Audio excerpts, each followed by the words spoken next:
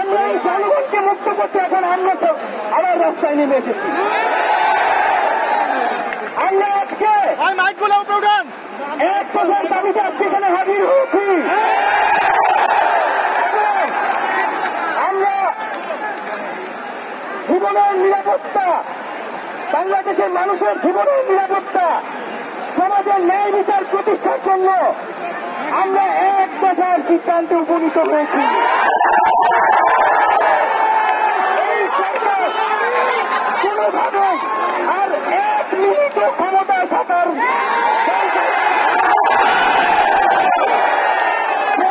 বলেছে গণভবনের দরজা খোলা আছে।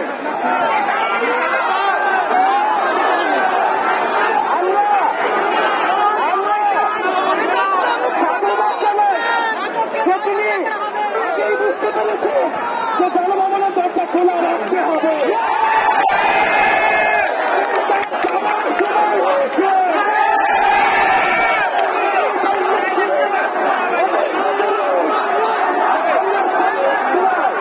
আমরা আপনাকে উৎখাত করার জন্য আসবো। বন্ধুগণ,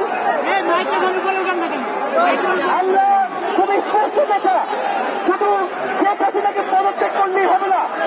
এই যে খুন, লুটপাট, দুর্নীতি এই দেশে হয়েছে তার বিচার হতে হবে।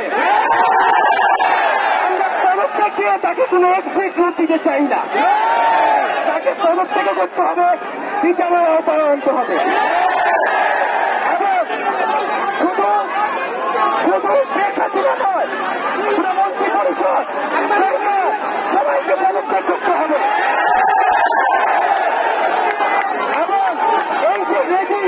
এই যে জাতীয়তাবাদী শাসন ব্যবস্থা, এটাকে বিরোধ করতে হবে।